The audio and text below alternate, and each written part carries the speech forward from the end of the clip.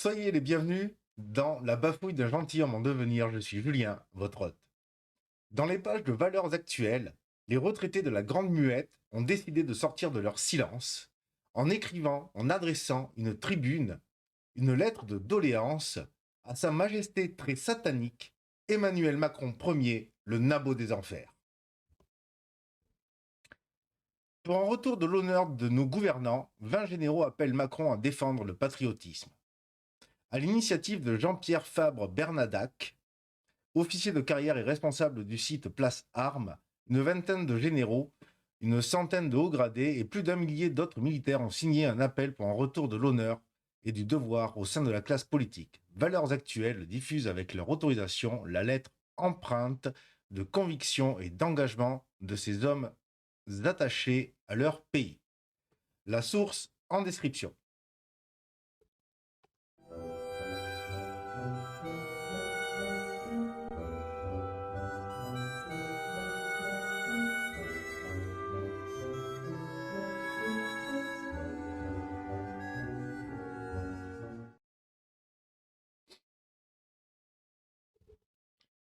Monsieur le Président, Mesdames, Messieurs du gouvernement, Mesdames, Messieurs les parlementaires. Maintenant, il faut nous écouter, parce que là, on en a gros. On en a gros. L'heure est grave. La France est en péril. Plusieurs dangers mortels la menacent. Nous qui, même à la retraite, restons des soldats de France, ne pouvons, dans les circonstances actuelles, demeurer indifférents au sort de notre beau pays. Merci, Captain Obvious. On n'avait pas remarqué qu'il y avait plusieurs dangers mortels sur le territoire. Ça m'était échappé. Je ne m'en étais pas aperçu durant le confinement. Enfin bon, mieux vaut tard que jamais. Nos drapeaux tricolores ne sont pas simplement un morceau d'étoffe, ils symbolisent la tradition à travers les âges de ceux qui, quelle que soit leur couleur de peau ou leur confession, ça sort du code de l'honneur de la Légion, hein, quelle que soit sa race ou sa religion, ont servi la France et ont donné leur vie pour elle. Sur ces drapeaux, nous trouvons en lettres d'or les mots honneur et patrie. Or, notre honneur, aujourd'hui, tient dans la dénonciation du délitement qui frappe notre patrie. Le délitement, la fragmentation volontaire qui frappe la patrie.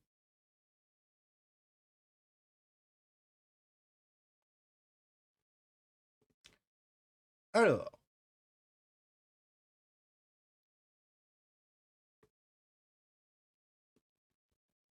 délitement qui, à travers un certain antiracisme, s'affiche dans un seul but, créer sur notre sol un mal-être, voire une haine entre les communautés.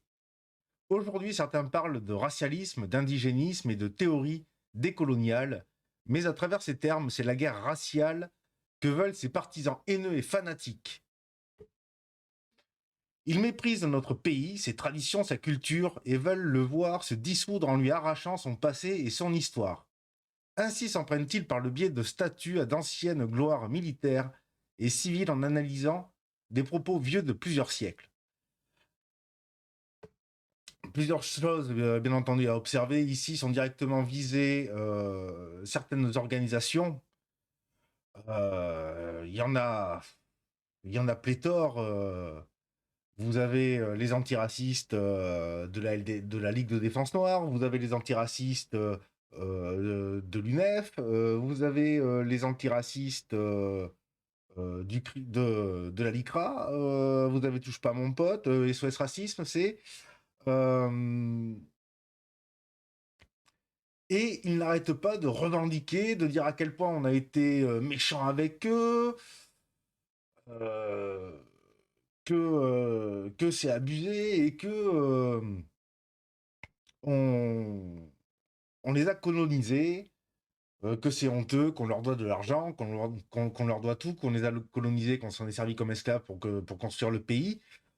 Non, non. Sur le sol de France, hein, là, ici, toi qui revendiques autant et où tu marches, sur ce sol-là, Louis XI, il a dit, à partir du moment où un esclave pose le pied sur le sol français, c'est un homme libre. Si vous avez les références, marquez-les en commentaire. Et si vous avez la loi directement, n'hésitez pas à la marquer. Ça pourrait être rigolo. Et si vous avez des anecdotes aussi. Aujourd'hui, certains parlent de racialisme, d'indigénisme et de théorie décoloniale, mais à travers ces termes, c'est la guerre raciale que veulent ces partisans haineux et fanatiques. Ils méprisent notre pays, ses traditions, sa culture, et veulent le voir se dissoudre en lui arrachant son passé et son histoire.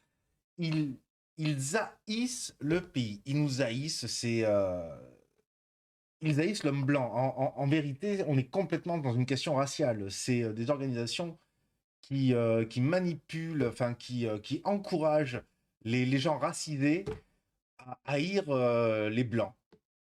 Les principaux occupants, les indigènes, les autochtones, les blancs, qui occupent le territoire européen, et ici plus particulièrement la France. Ainsi s'en prennent-ils par le biais de statuts d'anciennes gloires militaires et civiles en analysant des propos vieux de plusieurs siècles. Ça, c'est quelque chose qui nous vient tout droit des États-Unis.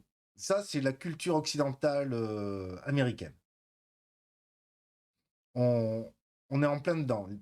Pour moi, les États-Unis se sont construits euh, justement sur le multiculturalisme. C'est une terre multiculturelle.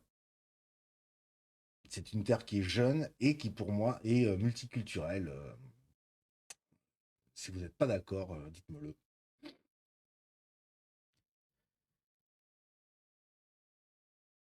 Donc, voilà. Ils essayent de dénoncer le racisme anti-blanc, finalement, coopté par toutes ces officines qui prêchent la haine de la France et des Français.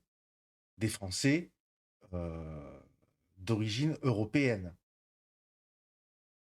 Soyons bien clairs, ce sont des Français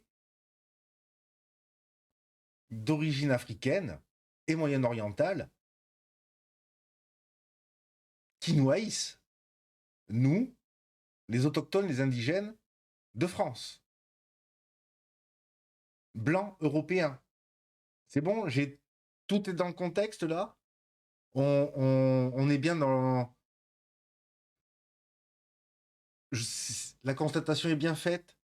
Voilà, parce que là, je parle leur langage, puisqu'ils ne voient tout que par le biais de La race.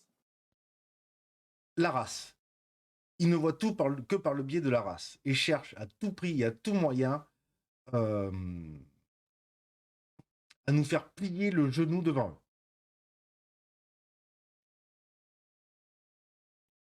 Délitement qui, avec l'islamisme et les hordes de banlieue, entraîne le détachement de multiples parcelles de la nation pour les transformer en territoires soumis à des dogmes contraires à notre constitution.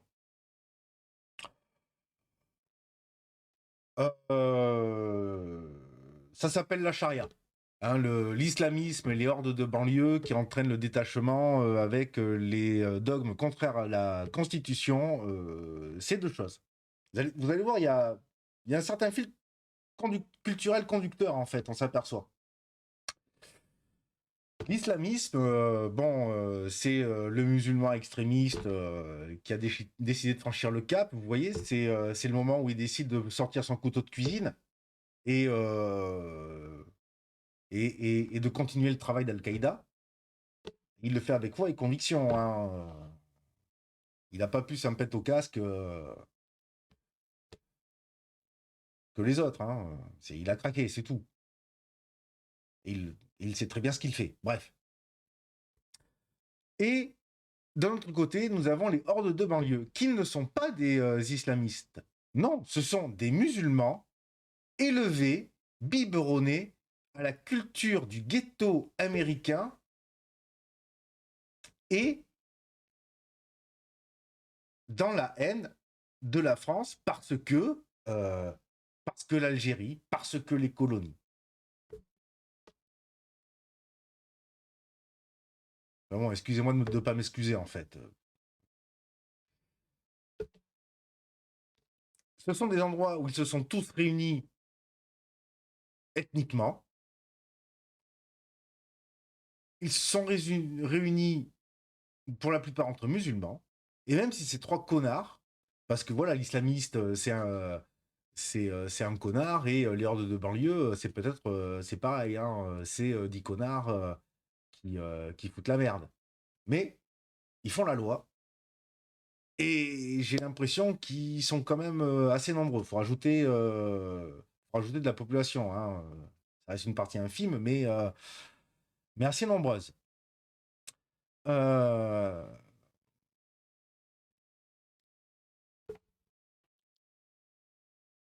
Cette concentration de musulmans où,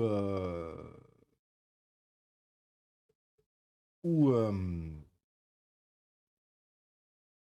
ils ont décidé finalement de créer leur propre pays, hein. Les flics n'y vont plus, les pompiers se font caillasser. C'est voilà, c'est ce qui est appelé les territoires perdus de la République. Bon, moi, c'est ce que j'appelle les territoires où la République ne veut pas aller parce que ils sont bien contents d'avoir les banlieues sous la main, hein, parce que déjà parce qu'ils ont de la bonne coque, et puis parce que c'est des idiots utiles pour, euh, pour les élections. Euh,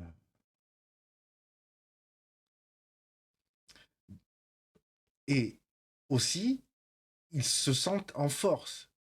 Ils représentent plusieurs millions d'individus. Nous avons plusieurs millions de musulmans avec une culture bien particulière qui, lorsqu'on plonge dedans, n'est pas du tout compatible avec l'Occident tel qu'il est à l'heure actuelle, et n'est pas non plus compatible avec les catholiques si la France redevenait un peu plus traditionnelle avec un grand T. Ce n'est absolument pas compatible. Soyons bien clairs.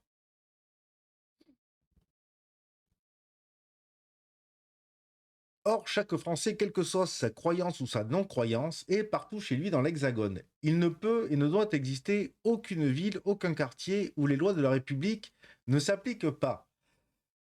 Alors moi j'ai une question.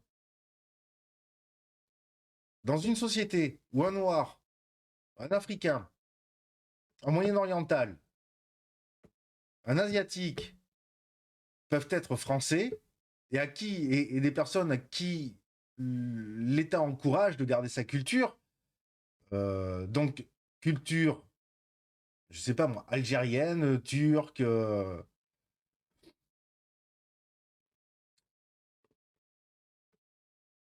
comment est-ce qu'on peut dire qu'ils sont français? Est-ce que c'est parce qu'ils mangent du saucisson et qu'ils boivent un pet de rouge à 10 heures parce que c'est le casse-croûte?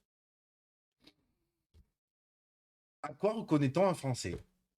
Je vous pose la question.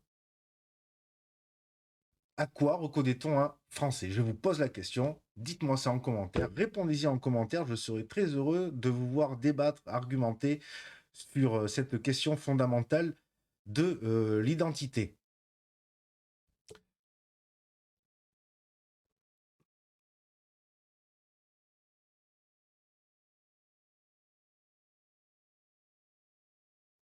Et je finis ce point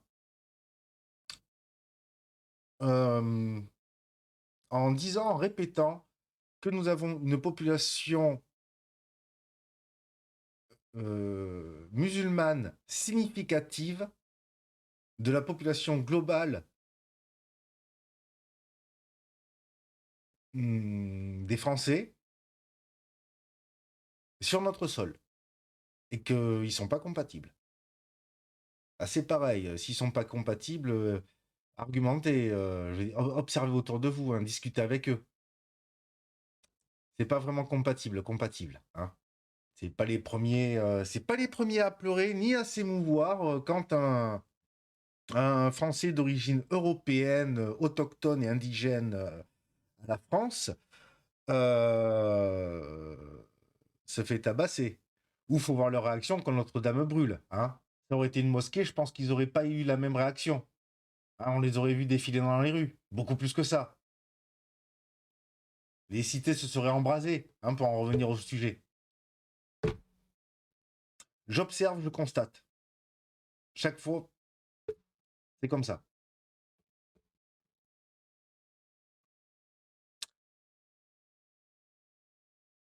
ils sont nombreux, très nombreux. Assez nombreux pour représenter un danger. Assez nombreux pour représenter un danger que les militaires retraités constatent et commencent à s'inquiéter. Délitement, car la haine prend le pas sur la fraternité lors de manifestations où le pouvoir utilise les forces de l'ordre comme agents supplétifs et boucs émissaires face à des Français en gilets jaunes exprimant leur désespoir. Voilà pourquoi il écrit un Macron. Pourquoi? Bien. Les Français, parce que ils ont la foi. Non, sérieux, c'est des mecs quand même, ils ont la foi. Je veux dire, faut avoir la foi pour écrire une lettre à Macron, dont personnellement, et je sais pas vous, mais je sais qu'il ne l'écoutera pas et qu'il fera comme il voudra. Pourquoi? Parce qu'il y a eu la crise des Gilets jaunes, que les Gilets jaunes ont subi une répression d'une extrême violence, et que le pays continue à être justement fragmenté, délité, vendu au premier euro franc. Voilà. Dire non, non, le nabot des enfers, il va rien écouter du tout. Il va faire comme il veut. Il a un agenda qui n'est pas le nôtre, hein. Ou en tout cas qui va pas dans notre sens à nous. La haine prend le pas sur la fraternité. Mais est-ce que vous avez écouté le rap? Non, sérieusement. Non, vous n'avez pas écouté le rap. Ceux qui n'ont pas connu le rap d'avant, malgré ce qu'on peut me dire, ce que peuvent me dire mes connaissances ou mes amis, il fait un temps, le rap, il n'avait pas un si mauvais message que ça, hein. C'était on restait une bande de jeunes qui se fendaient la gueule, d'accord, mais laisse pas traîner ton fils. Derrière ça, c'était des textes qui étaient pour notre génération à nous. Et de toute évidence, il y en a, ils n'ont pas écouté. Parce qu'ils laissent traîner leur enfant. Ils laissent traîner leur fils. Ils laissent traîner leur fille. Et donc, ils font n'importe quoi. L'argent facile, etc., qui est promu par la culture gangsta des ghettos américains. Donc, la messe est dite, j'ai envie de dire. Puis alors, cette facilité qu'a le gouvernement à vouloir qu'on haïsse notre histoire, nous faire haïr nous-mêmes. Hein, je cite Macron, il faut déconstruire notre histoire. Non.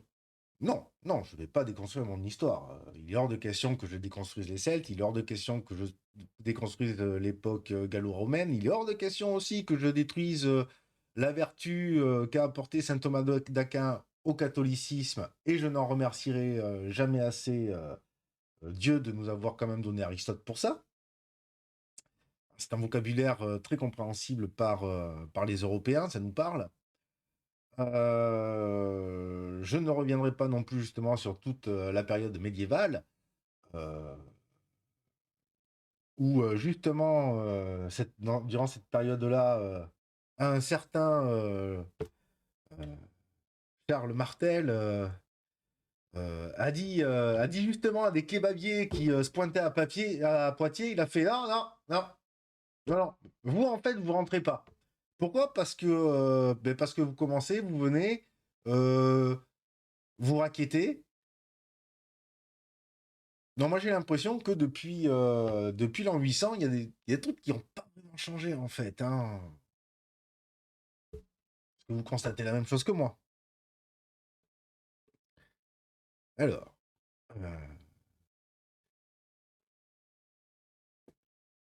délitement car la haine prend le pas sur la fraternité lors de manifestations où le pouvoir utilise les forces de l'ordre comme agents supplétifs et boucs émissaires face à des Français en gilets jaunes exprimant leur désespoir. Je tiens à souligner quelque chose, les gendarmes sont des militaires, les policiers, non.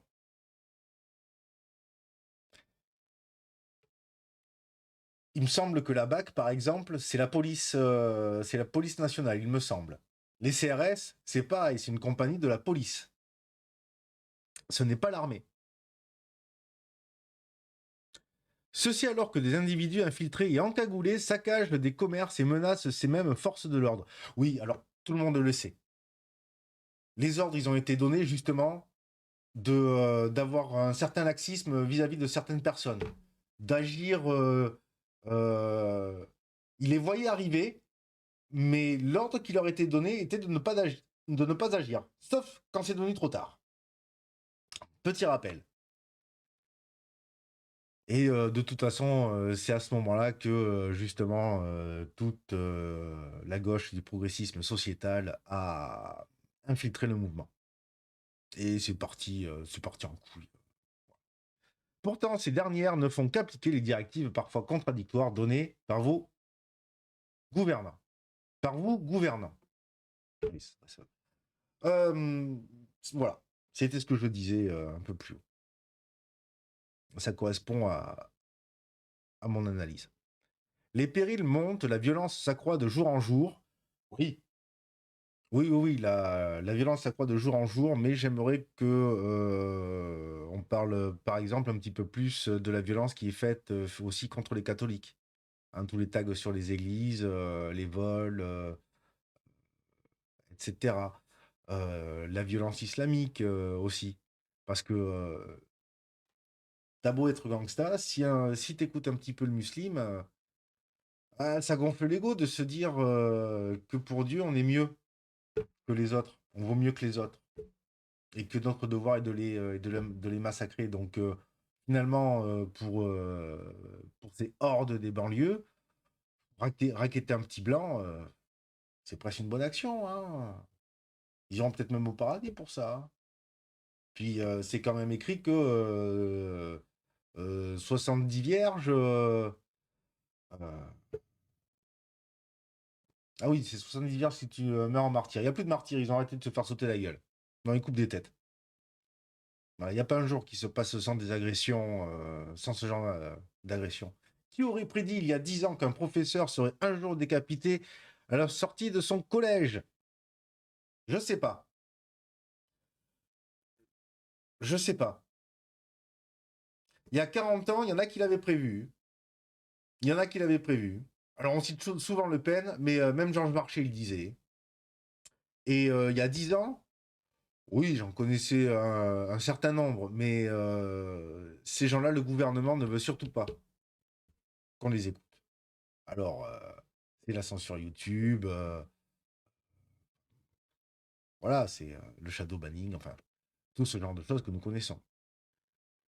Or, nous, serviteurs de la nation qui avons toujours été prêts à mettre notre peau au bout de notre engagement, comme l'exige notre état militaire, ne pouvons nous être, devant de tels agissements, des spectateurs passifs. Ah,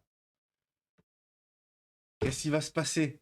C'est ça y est, t'as agi, vous avez fait une lettre. Il y a une lettre qui a été faite, qui a été écrite, qui ne sera pas écoutée. Je ne sais même pas si elle sera lue.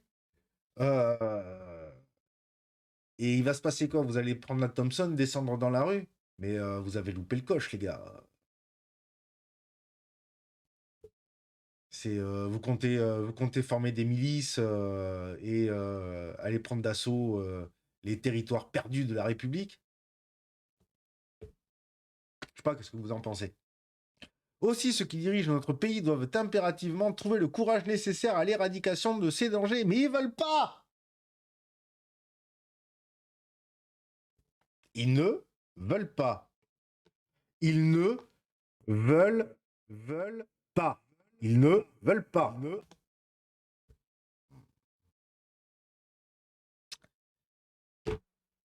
Donc non. C'est ils ont notre agenda à suivre, un autre agenda beaucoup plus libéral.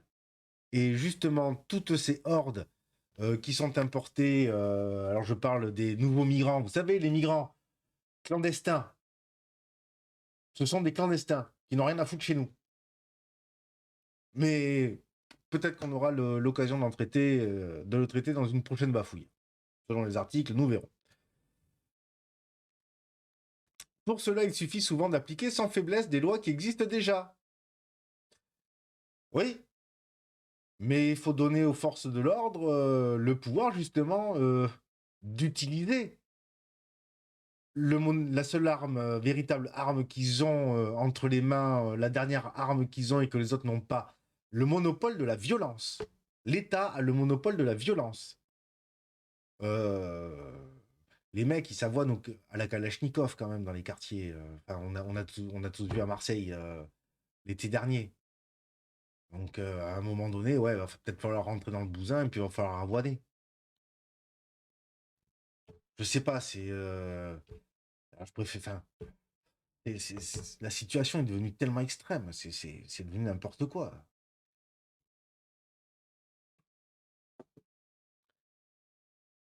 Euh, N'oubliez pas que, comme nous, une grande majorité de nos concitoyens est excédée par vos louvoiements et vos silences coupables. Oui, on a plus. Oui, c'est une manière polie de dire ce que moi je pense. J'en ai plein le cul que ces connards me considèrent comme de la merde et à moins que rien. Voilà. Moi, je suis un petit peu plus excédé. J'ai d'autres qualificatifs. J'ai du mal à rester poli pour qualifier ces ordures. Mais justement, ne vous trompez pas. Faut pas se louvoyer. Faut pas se tromper. Euh, L'État a laissé faire les choses. Je dirais même plus, elle a signé des pactes pour accueillir plus de musulmans du Moyen-Orient, avec les pactes qui ont été signés durant la crise pétrolière dans les années 70-80. Et n'oubliez pas non plus qu'il y a eu le traité de Marrakech, hein, où il faut accueillir les chances pour la France. Elles sont belles, les chances pour la chance, tiens. Donc ils sont fautifs, faut pas l'oublier. Mais d'un autre côté, comme on leur laisse du mou, comme le gouvernement leur laisse énormément de mou par clientélisme électoral, ben les mecs, tu leur donnes ça,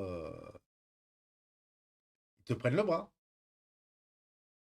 C'est ce qui se passe. Hein, les réunions en non-mixité, euh, les, euh, les racisés entre eux, les blancs sont mis de côté. Souvenez-vous, un autochtone, c'est quelqu'un qui est originaire du territoire. C'est nous. C'est nous. Les Français européens. Les Français d'origine européenne. Européen est une origine, tout comme africain est une origine. Il faut accepter les choses telles qu'elles sont.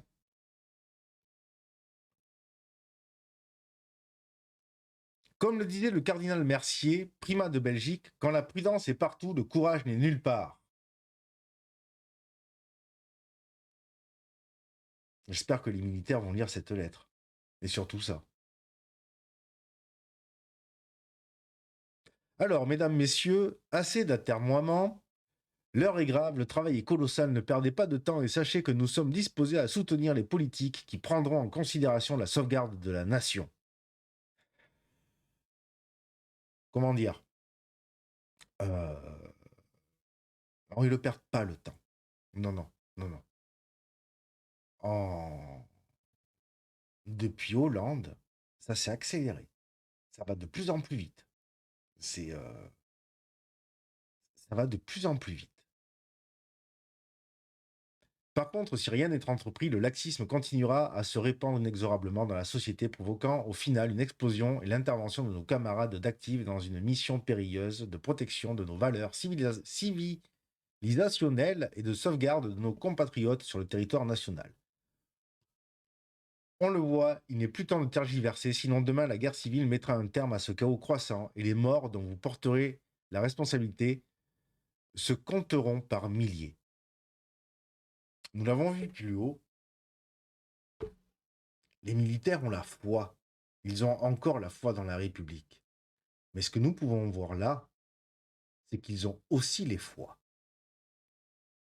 N'importe quelle personne saine d'esprit ne veut pas d'une guerre civile. Jamais, au grand jamais. Et le problème, c'est que la guerre civile, elle va ça va plus ressembler à une guerre de religion qu'autre chose. Et la guerre de religion, qu'on me dise pas que c'est notre faute à nous. Non, non. C'est. Moi, j'ai tué personne pour la religion. Moi, j'ai vu personne j'ai vu aucun Français d'origine européenne, donc aucun Français, aller décapiter des gens au nom de la croix. Euh, non, moi de mon vivant, ce que j'ai vu, euh, c'est que depuis ces 10 dernières années, 100% des attentats étaient faits par des musulmans. Donc oui, à un moment donné, peut-être que les gens vont s'énerver. Peut-être que les gens vont décider de sortir le 12 de papy et de commencer à tirer dans le tas. Peut-être qu'à un moment donné, la folie que vous utilisez pour acquitter un terroriste euh, va prendre les gens. Puis alors là, là, ça va être compliqué pour contrôler cops, tout ça. Non, non, non. C'est Personne ne veut de la guerre civile. Personne. Absolument personne. Tout comme moi, je ne veux de mal à personne. Mais je ne fais que constater des choses. Et ces 10 dernières années, oui, je vois significativement la population humaine de mon lieu de vie changer. C'est un fait. Je vois l'islam. Je le vois. Avant, je le voyais pas autant que ça et je le vois. Et je sais qu'en plus, ceux que je vois sont des gens de ma génération.